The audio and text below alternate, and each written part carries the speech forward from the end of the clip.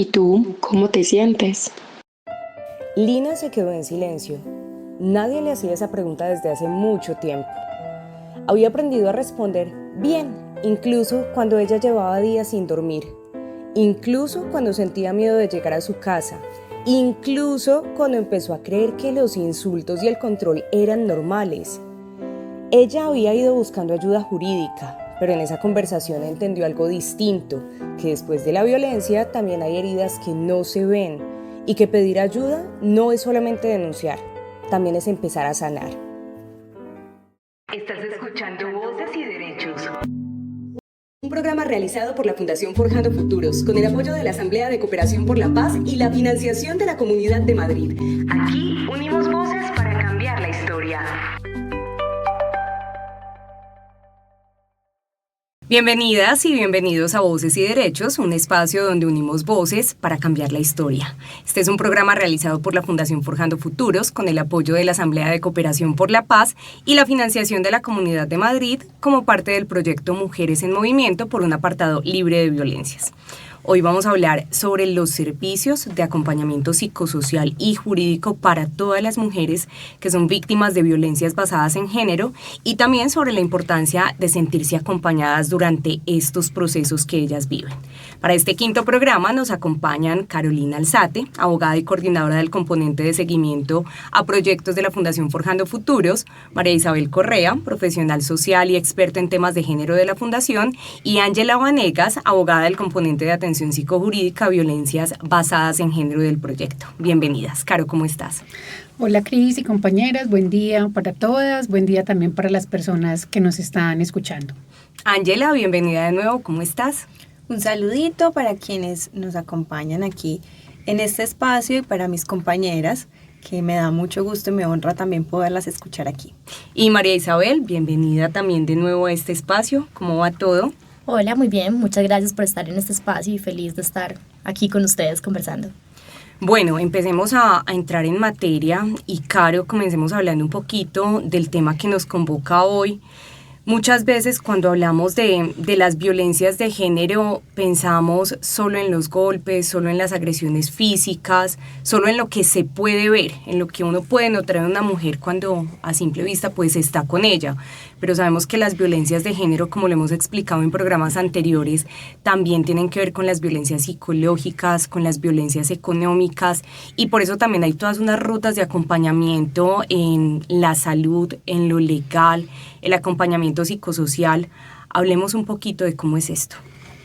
Bueno, Cris, efectivamente cuando hablamos de violencias basadas en género y yendo un poco como a esta salud mental, que efectivamente es uno de los componentes en las rutas de atención, son violencias que generan unas secuelas y unos procesos que van más allá del impacto inicial, ¿cierto? Y por eso es tan clave y el tema que hoy nos convoca aquí en este espacio sobre ese componente psicosocial, cómo las mujeres necesitan en una atención inicial ese acompañamiento, pero a largo plazo también tiene que brindarse ese acompañamiento psicosocial y bueno, también desde lo jurídico, todas las dudas que surgen, la información que la mujer requiere, la asesoría para tomar una decisión también con información y la importancia de esto. Por aquí les quería compartir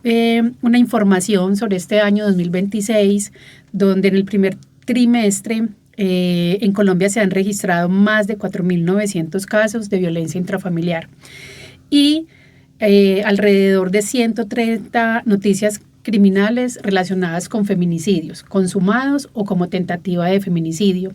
Y esto nos muestra efectivamente que las violencias basadas en género están ahí. O sea, es un tema de salud pública, como en alguno de los programas lo habíamos conversado, y la importancia no solo de atender la emergencia, activar las rutas, sino cómo continuar ese acompañamiento también para las mujeres sobrevivientes de violencias basadas en género.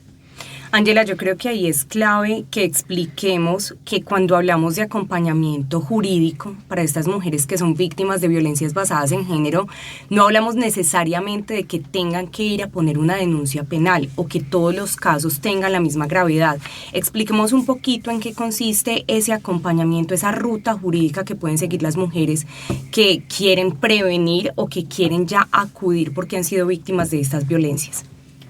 Gracias, Cristina. Eso que mencionas es clave porque precisamente cuando hemos realizado la atención psicojurídica a las mujeres en el Urabá antioqueño,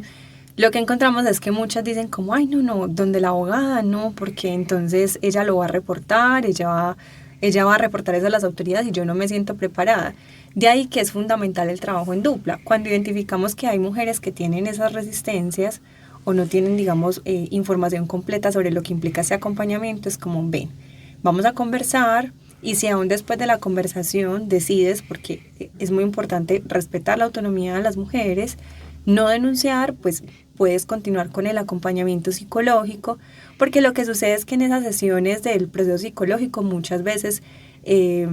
hacen como clic y se van dando cuenta de la violencia que están viviendo y la desnaturalizan. Y bueno, este tipo de acompañamiento cada vez es más urgente y necesario en territorios como Urabá.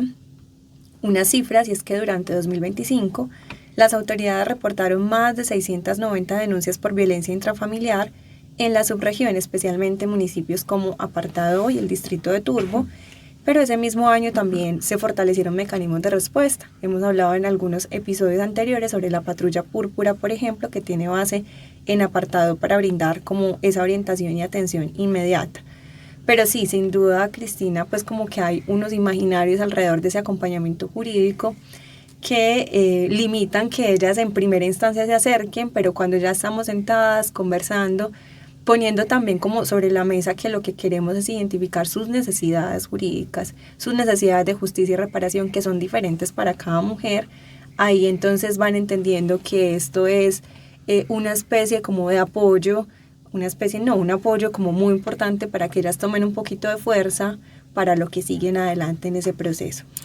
Hablabas de algo muy importante y es esa dupla, la atención psicojurídica, porque también está el otro caso en el que las mujeres piensan en que la única ruta es denunciar, irse a una denuncia penal, pero muchas veces no son conscientes de que también necesitan un acompañamiento, un apoyo psicosocial, una atención psicológica,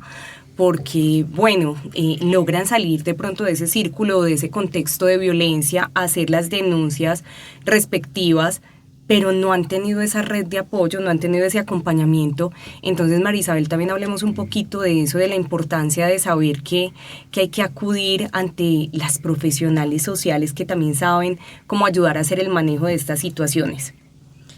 Sí, total, como lo hemos dicho en otros programas, como la situación de abuso y de violencia no termina cuando se hace la denuncia, sino que las mujeres y las personas víctimas tienen efectos en su autoestima, en su seguridad emocional, en la forma en cómo se perciben a sí mismas. Entonces es necesario este acompañamiento psicosocial. Muchas mujeres y muchas víctimas llegan a estos espacios sintiéndose culpables, confundidas, solas, después de haber tenido tantos años de maltrato y de violencia.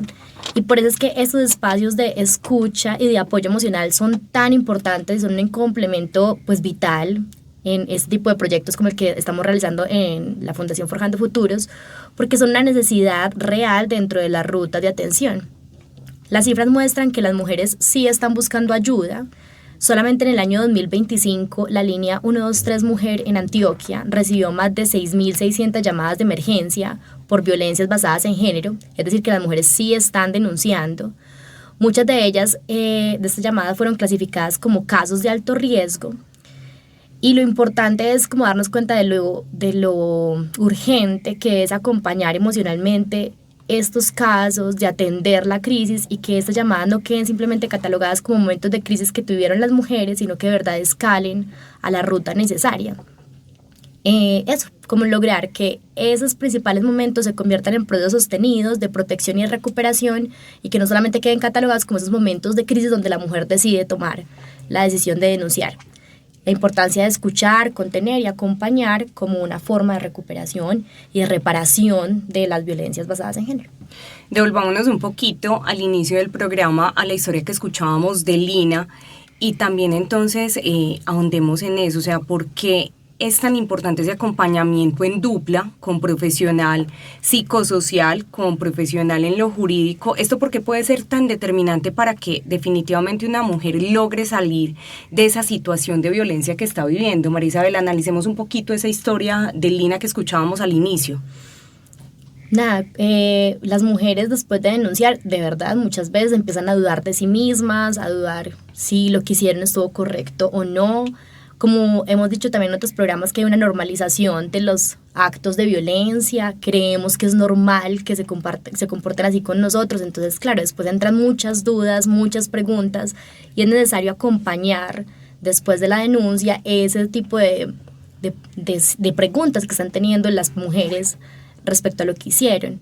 Hemos ya dicho también varias veces que la violencia psicológica pues deja marcas que no son visibles, pero que son bastante fuertes en las mujeres, que tienen grandes impactos en la autoestima, generan miedo, confusión, hacen que la mujer no se sienta como que tiene opciones o salidas después de lo que ocurrió. Entonces, por eso el apoyo emocional es un elemento no secundario, sino vital dentro del proceso, es una herramienta fundamental para reconstruir la seguridad, para recuperar la autonomía y para que las mujeres vuelvan a confiar en su propia capacidad de decidir. Hay que decir también que no siempre hay que acudir a este acompañamiento, a estas rutas, solo cuando ya se haya consumado un acto de violencia. O sea, incluso la idea es prevenir, y en eso también hace mucho énfasis el proyecto de la Fundación Forjando Futuros, en prevenir estas violencias. Y como le explicaba un poco Ángela ahorita, ahondemos también un poquito en eso, en saber que si yo me estoy sintiendo mal, si sospecho que puedo estar siendo víctima de una violencia, puedo acudir donde las profesionales, y digamos que lo jurídico, el acompañamiento jurídico también es pensar en que nos pueden explicar, bueno, yo qué derechos tengo, cómo debo ser tratada, porque muchas veces se normalizan tantas cosas, tantos comportamientos, que yo no entiendo que me están vulnerando un derecho. Entonces entender que ese acompañamiento jurídico empieza desde eso, que para muchas personas es básico, pero muchas no lo entienden. Claro. Y es que, Cristina, desde lo jurídico siento que pasa también algo muy humano. Muchas mujeres llegan, como lo decía ya Isabel,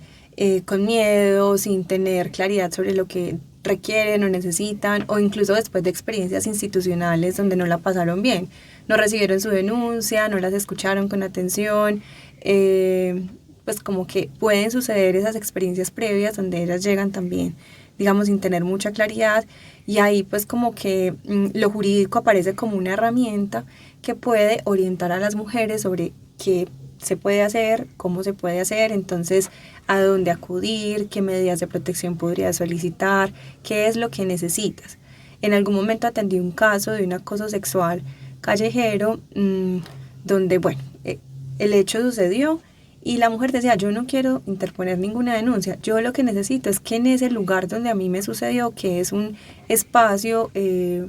es arborizado, muy oscuro y solo, hayan luminarias y hayan cámaras de seguridad, porque es que esa es la ruta que toman muchas mujeres todas las mañanas para tomar un bus hacia su trabajo a las 6 de la mañana.